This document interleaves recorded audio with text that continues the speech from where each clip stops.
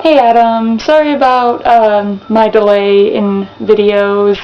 Of course it would happen like right after you say that I'm really fast at putting them up, but a bunch of problems with Chapter 12, with Chapter 12 itself, and then the filming of the video. Camera battery kept dying, or YouTube said it uploaded it, but then it's like, this video has been removed, and I was like, the fuck, after an hour and a half of trying to upload it, and it was just like, we're sorry, this video has been removed by the user, and I was like, I don't recall doing that, but,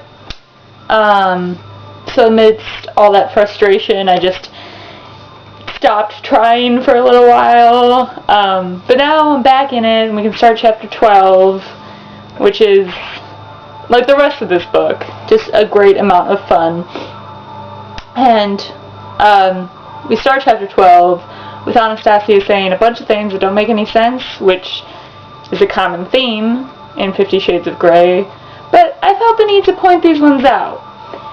So, Chapter 12, we start. For the first time in my life, I voluntarily go for a run. I find my nasty, never-used sneakers. Second sentence in this chapter, and I'm already like, hold up. Nasty, never used. They don't seem to correlate properly. She plugs in her iPod. She manages to have a fully functional iPod, even though she didn't have access to a computer before Christian bought her that laptop. That's interesting.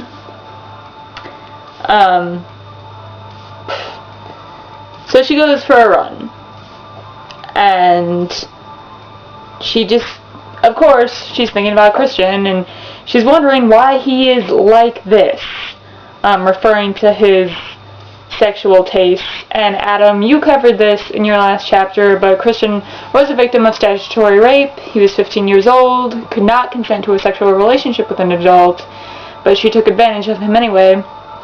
And so there's this suggestion that in order to be into BDSM, you have to have had some sort of childhood trauma, which is so inaccurate, and like, that's gotta be offensive to some people who do practice or participate in BDSM. Like, some people just like sex that way. I don't understand why we have to make Christian this big old mystery when really he could have just been a normal guy with a fetish, or just a different taste in sex. But no, he has to be like tragic and tormented.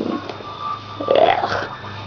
Which is fine to have a tragic and tormented character, just try not to offend people, you know, but fuck, whatever. Okay.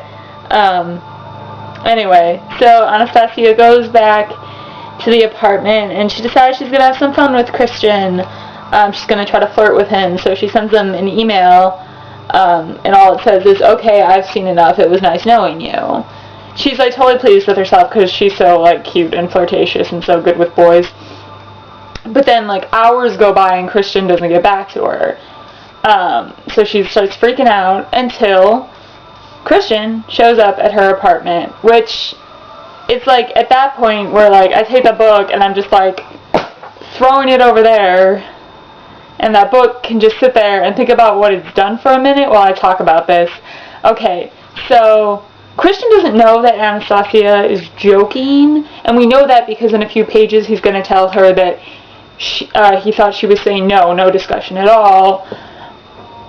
And yet, even though he thought that, he still like decides to show up at her apartment to like seduce her into submission. I got a big problem with that because, okay, listen up, motherfucker.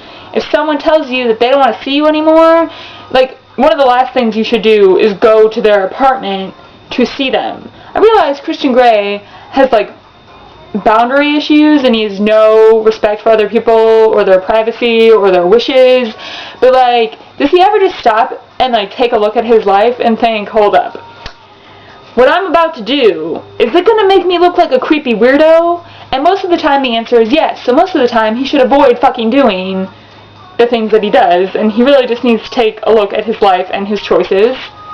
I think that either Christian Grey or Anastasia need a sassy gay friend, which you should YouTube if you don't know what I'm talking about, because you're missing out. But seriously, I want to call this book 50 Shades of what are you doing? Because none of these characters have, like, a concept of what is appropriate and what is a healthy relationship. So not only does E.L. James normalize this concept of an abusive, manipulative relationship, she romanticizes it, and women across the globe are falling in love with it, and I'm just like, I don't know about you guys, but I don't want a creepy motherfucker to be my boyfriend. Apparently I'm in the minority. So, that being said, I'll get back to it. I don't think that book has learned its lesson, but I'll, you know, when this is over, if I have a fire to throw it in, I'll do that, and then that book can just think about its choices for all of eternity while it burns in a fiery pit. Even though it won't burn for all eternity, but I think you get where I'm going with this. So, book didn't go very far. It's a small room. Okay. Now I gotta find my page. Okay, so they're gonna have sexy time because Anastasia doesn't care that Christian has no respect for her, because she doesn't have any respect for herself. But there was one part that made me laugh a little, because when they're talking in Anastasia's room, she's in her chair at her desk and Christian's on her bed, and then somehow he moves. I have no idea how. And I was just like, you don't know how people move? Maybe it's because he's like fucking mobile. Like, that's just my theory as to how exactly he manages to move. But nonetheless, I appreciate the laugh. So thanks. Okay, so they have sexy time, and like, there's wine involved, and he like puts it like in her navel area, so like he ties her to the bed first, with the tie, and then he like pours the wine in like her navel area, so if like she moves, it'll spill, and then I don't know, like she's gonna have wine all over her bed. And I mean, this might just be me, but it'll like keep the wine like out of my navel area. It's weird. I'm a little bit like germophobic. Like, I don't, yeah. Like, no. Okay, fine, whatever. I'm just gonna. So there's sexy time. And when I say, like, sexy, I'm using that word in the loosest sense possible because it's still terribly written. And honestly, I skipped, like, most of it. Especially after the wine part, because then I was just like, ugh, germs. Oh, and by the way, like, Anastasia, like, in the hours between, like, her sending that email and Christian showing up at her apartment because he's a fucky creeper. That is not what I meant to say, but anyway, you get the point. Yeah, she didn't change her clothes or take a shower from when she went running, so she's just sitting around a big sweaty mess, and there's a part where Christian, like, licks her feet after they've been sitting in her socks and her nasty, never-used sneakers, whatever that means, but still, it's disgusting. But okay. So, Christian leaves.